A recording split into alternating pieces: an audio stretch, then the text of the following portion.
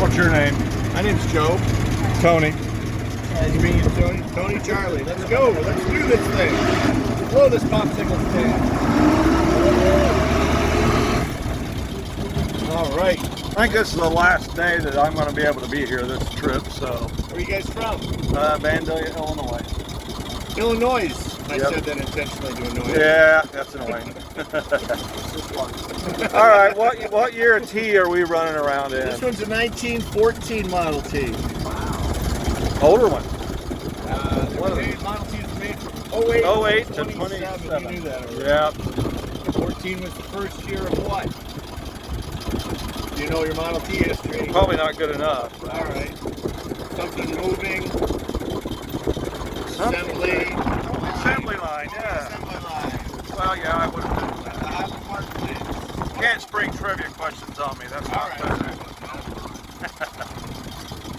That's right. 1914. That was also the first year of the $5 a day wage. The famous $5 a day wage that doubled with the family labor rate.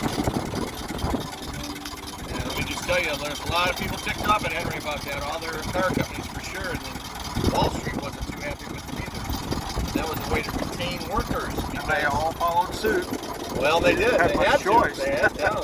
And they had to invest in the assembly line that he had built too.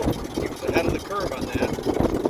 They dropped the price from $850 when he originally came out in 1908 to $500 with the assembly line because he was able to make the cars in quite a bit shorter time frame. It took him about 12 and a half hours per car. Worked doing them by hand in groups of 4 or 5 men. Build essentially one car a day. With the assembly line, cut that time down to 93 minutes in the first year of the assembly line, 1914. So he was able to drop the price of the car and increase the wage of his laborers. Same year. So this car would have been about $500 new, which is in today's money, that's about $12,000. Yep. I bought one locally at home and got the original bill of sale where it was sold right in their new town. Oh, did you? But I haven't had time to do anything with it yet. What year is your car? Well, the funny thing is I bought it from the original family and they told me it was a 21, but now after all the research, after I titled as a 21, it's a 22. Okay. The date on the bill of sale is January 16th, 1922. It's a touring. Yeah, I was going to say touring I read about, right. We've got the 21 of the cars running today, I think it's a 21. Again, the car, I was just commenting with somebody else. One of the other guests made a comment about, well, they changed it a lot over the years, didn't they? I said, actually, no, they didn't. And there was a period of time from 17 to 25 where it's actually pretty hard to figure out what year it is. Yeah, that's what they told me. All the specialists said it don't matter what's on that title. Yeah, so just enjoy it. Exactly, because they're almost the same car. That might be it coming at us. It's a 21. And I'd love to hear this from somebody that might know the answer, but I have to think people got their cars mixed up all the time. Oh, yeah. Because they all look alike.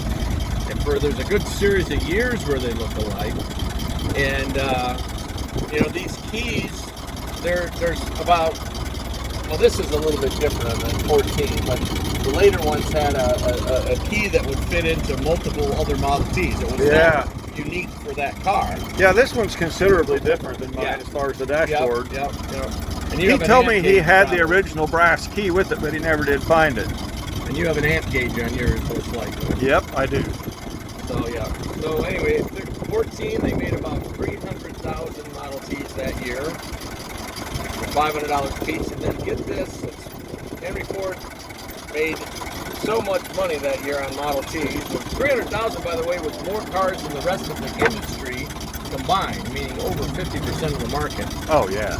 He actually gave every one of his 300,000 customers a $50 rebate check at the end of the year as a thank you for buying his car. Wow.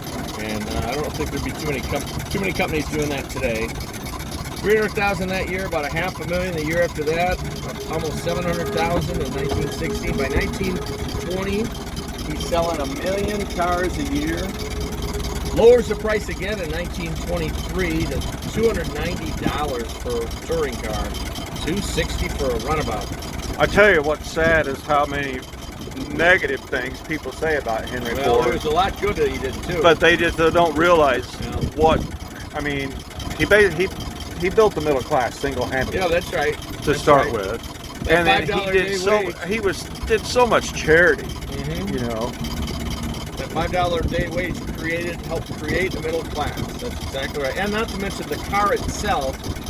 You know, people, except for if they rode the train somewhere, the fastest they ever went before they bought a Model T was the speed of a horse.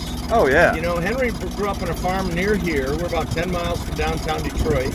That's an all-day ride with a horse and buggy or a horse and wagon. Oh yeah. And with a car now that you can buy for, you know, $500, Yep. you can get there in a couple of hours. Yep. You know, even with the roads of that era. So you're absolutely right. There's a lot that people try to nitpick about what might be negative. Well, who amongst us is perfect? When they celebrated the 100th anniversary of Edsel's trip to the World's Fair in San Francisco with his buddies and recreated driving the Model T from Dearborn out there, they came through our hometown. I just happened to be up here at the time and was here when they were leaving. Yeah, and they come through right the old route through our town. So we invited them to come and had the whole city there, the newspaper and everybody, and my mom and my aunt fed them pizza and watermelon. Oh, isn't that neat? Yeah.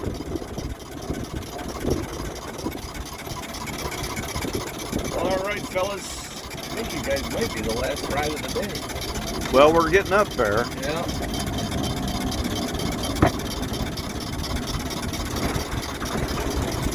Well, thank you so much for stopping by. Thank you, buddy. I appreciate it.